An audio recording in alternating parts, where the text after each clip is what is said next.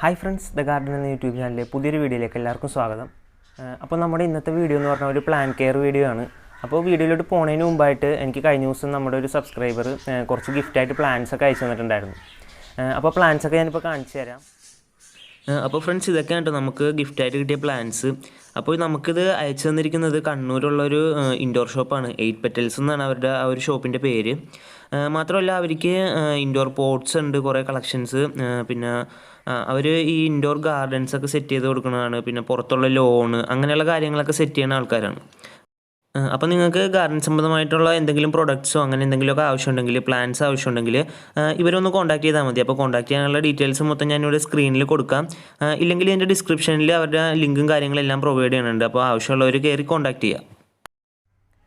അപ്പോൾ നമ്മുടെ ഇന്നത്തെ വീഡിയോ ഒരു പ്ലാന്റ് കെയർ ആണെന്ന് ഞാൻ പറഞ്ഞു. അപ്പോൾ ഞാനിവിടെ പ്ലാന്റായിട്ടൊന്ന് ചൂസ് ചെയ്തിരിക്കുന്നത് നമ്മുടെ കലാത്തിയ അല്ലെങ്കിൽ മരാന്ത എന്ന് പറയുന്ന ഒരു പ്ലാന്റാണ്. അപ്പോൾ ഈ പ്ലാന്റിൻ്റെ കെയറിങ്ങിലോട്ട് വരാൻ നേരം കൂടുതൽ പേർക്കും ഉണ്ടാവുന്ന ഒരു പ്രോബ്ലമാണ് ഇതിൻ്റെ ഈ ലീഫിൻ്റെ സൈഡിലൊക്കെ ഇങ്ങനെ കരിഞ്ഞ് പോവുക എന്നൊക്കെ പറയുന്നത്. പിന്നെ ഈ ഒരു കോർണറിൽ നിന്ന് ഇങ്ങനെ കരിഞ്ഞ് ഒരു ലീഫ് മൊത്തം ഇങ്ങനെ നശിച്ചു പോവുക എന്നുള്ളതൊക്കെ ഒരു മെയിനായിട്ട് വരുന്നൊരു കംപ്ലയിൻ്റാണ് ഈ പ്ലാന്റിൻ്റെ. അപ്പോൾ അത് എന്തുകൊണ്ടൊക്കെയാണ് അങ്ങനെ വരുന്നത്, പിന്നെ അതിൻ്റെ റെമഡീസ് കാര്യങ്ങളൊക്കെ ഞാൻ ഇന്നത്തെ വീഡിയോയിൽ ഞാൻ ഡിസ്കസ് ചെയ്യാം നമുക്ക്. അപ്പോൾ നമുക്ക് നേരെ വീഡിയോയിലോട്ട് പോയാലോ. അപ്പോൾ എല്ലാവരും ചാനലൊന്ന് സബ്സ്ക്രൈബ് ചെയ്ത് വെക്കുക. പിന്നെ വീഡിയോ ഇഷ്ടപ്പെട്ടാൽ ലൈക്ക് ചെയ്യാൻ മറക്കരുത്. അപ്പോൾ നമുക്ക് നേരെ വീഡിയോയിലോട്ട് കിടക്കാം.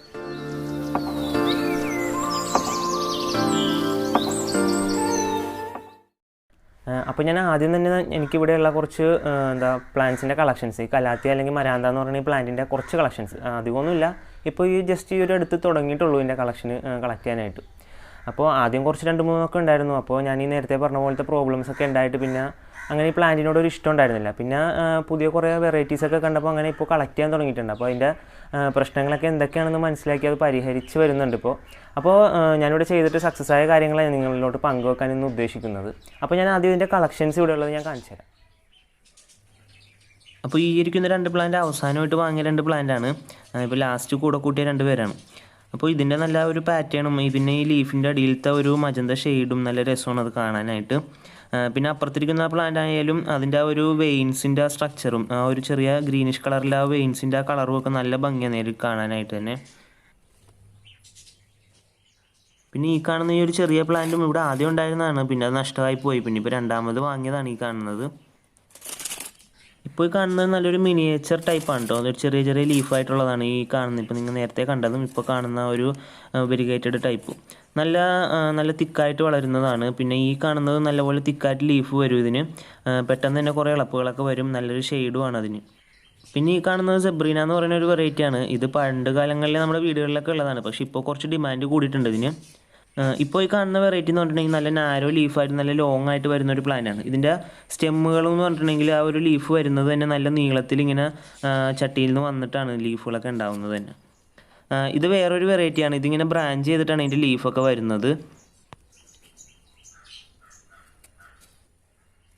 അപ്പോൾ ആദ്യം തന്നെ നമുക്ക് അതിൻ്റെ മെയിൻ കംപ്ലയിൻറ്റ്, അതിൻ്റെ ആ ലീഫിൻ്റെ ആ ഒരു ഉണക്ക് തിട്ടുന്നതിനെ കുറിച്ചിട്ടുള്ളത് തന്നെ നമുക്ക് ആദ്യം ഡിസ്കസ് ചെയ്യാം.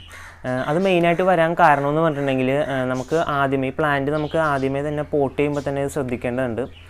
അതിൻ്റെ പോട്ട് മിക്സിൽ തന്നെയാണ് മെയിനായിട്ടും ആ ഒരു ഉണക്കിൻ്റെ ആ ഒരു ഇത് വരാൻ കാരണം എന്ന് പറഞ്ഞിട്ടുണ്ടെങ്കിൽ ഇത് നമുക്ക് കൂടുതലും വെറ്റായിട്ട് നിൽക്കുന്ന സാൻഡോ സോയിലോ ഒന്നും യൂസ് ചെയ്യരുത്. കൂടുതലും വാട്ടർ നല്ലപോലെ ഡ്രെയിൻ ചെയ്ത് താഴത്തേക്ക് ഇറങ്ങി പോകാൻ പറ്റിയ സോയിൽ യൂസ് ചെയ്യുക. കാരണം എന്ന് പറഞ്ഞിട്ടുണ്ടെങ്കിൽ ഇപ്പോൾ നമ്മൾ കൂടുതൽ വെറ്റായിട്ടുള്ള സോയിൽ യൂസ് ചെയ്ത് കഴിഞ്ഞിട്ടുണ്ടെങ്കിൽ അതിൻ്റെ വേരുകൾക്കൊക്കെ പെട്ടെന്ന് ഡാമേജ് വരാനും വേരുകൾക്ക് പിന്നീട് വെള്ളം വലിച്ചെടുക്കാനുള്ള കഴിവ് നഷ്ടപ്പെടാനും ഒക്കെ സാധ്യതയുണ്ട്.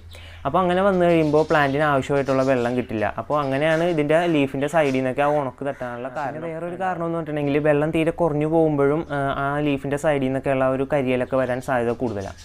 അപ്പോൾ നമ്മൾ ഇതിന് നല്ലപോലെ തന്നെ വെള്ളം നനക്കണം. പക്ഷേ വെള്ളം പിടിച്ച് നിൽക്കുന്ന, അതായത് ചെളിഞ്ഞ് നിൽക്കുന്ന സോയിൽ യൂസ് ചെയ്യാതിരിക്കുക. അതാണ് മെയിനായിട്ട് ഇതിന് ആ ഒരു പ്രോബ്ലം വരാനുള്ള കാരണം. അതാണ് ഇതിൻ്റെ മെയിൻ കെയറിങ്ങിലും വരുന്നൊരു കാര്യം എന്ന് പറഞ്ഞിട്ടുണ്ടെങ്കിൽ.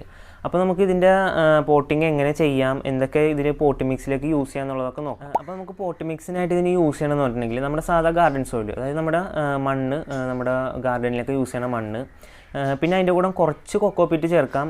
നല്ല അധികം ആകണ്ട. നല്ലപോലെ ഡ്രെയിനേജ് ഉള്ള മണ്ണായിരിക്കണം യൂസ് ചെയ്യുന്നത്. ഒരിക്കലും വെള്ളം പിടിച്ച് നിൽക്കാത്ത ടൈപ്പ് മണ്ണായിരിക്കണം.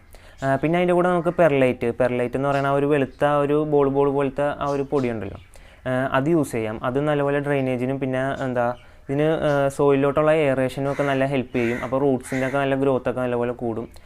പിന്നെ യൂസ് ചെയ്യാൻ പറ്റിയത് നമ്മുടെ ക്ലേ ബോൾ ഈ പോട്ടി മിക്സിൻ്റെ ഉള്ളിൽ നല്ലപോലെ മിക്സ് ചെയ്തിട്ടുണ്ടെങ്കിലും നല്ലൊരു റിസൾട്ട് ഈ പ്ലാന്റിനകത്ത് നമുക്ക് കിട്ടും. പിന്നെയെന്ന് പറഞ്ഞിട്ടുണ്ടെങ്കിൽ ഫെർട്ടിലൈസിങ്ങിനായിട്ട് നമുക്ക് ചാണകപ്പൊടിയോ അല്ലെങ്കിൽ എന്തെങ്കിലും വെർമി കമ്പോസ്റ്റ് അങ്ങനെയുള്ള കമ്പോസ്റ്റുകളൊക്കെ നമുക്ക് യൂസ് ചെയ്യാൻ കുഴപ്പമൊന്നുമില്ല.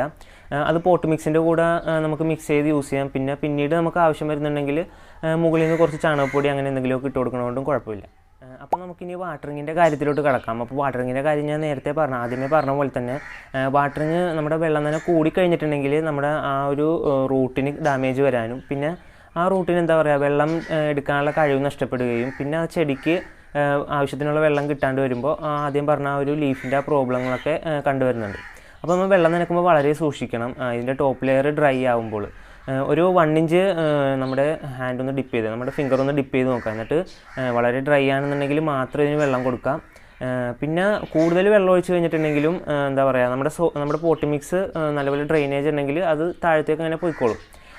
അപ്പോൾ അങ്ങനെയുള്ള കാര്യങ്ങളൊക്കെ ഒന്ന് ശ്രദ്ധിക്കുക. കൂടുതൽ നമ്മുടെ പോട്ടി മിക്സ് വാട്ടറിങ്ങിൻ്റെ കാര്യം പറയുമ്പോഴും ഞാൻ പോട്ടി മിക്സ് പറയണത് പോട്ടി മിക്സിൽ ആ വെള്ളം നിൽക്കരുത്. അത് നിങ്ങൾക്ക് അതിൻ്റെ ഐഡിയ മനസ്സിലാവാൻ വേണ്ടിയിട്ടാണ് ഞാനത് പിന്നെയും പറയുന്നത്. ഇനി നമുക്ക് ഈ പ്ലാന്റിന് സൺലൈറ്റിൻ്റെ കാര്യങ്ങളെക്കുറിച്ച് പറയാം. അപ്പോൾ ഈ പ്ലാന്റിന് ഡയറക്റ്റ് സൺലൈറ്റ് ഒരിക്കലും കിട്ടാത്തൊരു സ്ഥലത്ത് വേണം വെക്കാൻ. കാരണം എന്ന് പറഞ്ഞാൽ ഇതിന് നല്ലപോലെ വെയിലടിച്ച് കഴിഞ്ഞിട്ടുണ്ടെങ്കിൽ ഇതിൻ്റെ ലീഫ് ഞാൻ ആദ്യം പറഞ്ഞ പോലെ ലീഫ് കരിഞ്ഞു പോകാനൊക്കെ സാധ്യതയുണ്ട്. പിന്നെ ലീഫിനൊരു യെല്ലോയിഷ് ഷെയ്ഡ് വരാനും സാധ്യത കൂടുതലാണ്. അപ്പോൾ നമുക്ക് ഇൻഡോറിലൊക്കെ വെച്ച് വളർത്താൻ പറ്റിയ ഒരു അടിപൊളി ഇൻഡോർ പ്ലാന്റ് ആണ്. അതിൻ്റെ ഒരു പാറ്റേണും ഇതൊക്കെ കാണുമ്പോൾ തന്നെ നമുക്ക് നല്ലൊരു അട്രാക്റ്റീവ് ആയിട്ടുള്ള ഒരു ഇൻഡോർ പ്ലാന്റ് തന്നെയാണിത്. അപ്പോൾ നമുക്ക് നല്ലൊരു ഇൻഡയറക്റ്റ് സൺലൈറ്റ് കിട്ടുന്ന സ്ഥലത്ത് വെക്കാം. അതായത് വെയിലല്ല നല്ല വെളിച്ചം കിട്ടുന്ന സ്ഥലത്ത് നമുക്കിത് നല്ല അടിപൊളിയായിട്ട് വളർത്തിയെടുക്കാം. നല്ലപോലെ തന്നെ ഗ്രീൻ കളറിൽ നല്ലപോലെ ലഷായിട്ട് ഇത് വളർന്ന് കിട്ടും നമുക്ക്. അപ്പോൾ നമ്മുടെ ഇന്നത്തെ ഒരു ചെറിയൊരു വീഡിയോ ഇവിടെ അവസാനിക്കുകയാണ്.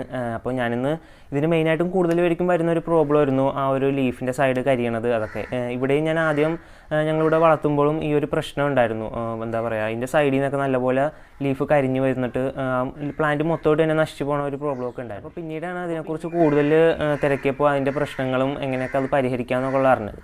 അപ്പോൾ ഇപ്പോൾ ഞങ്ങൾ ഏകദേശം ഇത് ചെയ്തിട്ട് നല്ല റിസൾട്ട് ഉണ്ട്. ഇപ്പോൾ ഈ ഒരു പറഞ്ഞ ടിപ്സൊക്കെ നിങ്ങൾ ഫോളോ ചെയ്യുക. നമ്മൾ ഇന്നത്തെ കെയറിങ് ടിപ്സൊക്കെ നിങ്ങൾക്ക് യൂസ്ഫുൾ ആവണമെങ്കിൽ കമൻറ്റ് ചെയ്യുക. പിന്നെ വീഡിയോ ഇഷ്ടപ്പെട്ട് എന്തായാലും ലൈക്ക് ചെയ്യുക. പിന്നെ ചാനൽ സബ്സ്ക്രൈബ് ചെയ്യാത്ത ആരെങ്കിലും കാണണമെങ്കിൽ ഇപ്പോൾ തന്നെ സബ്സ്ക്രൈബ് ചെയ്ത് വെക്കാം.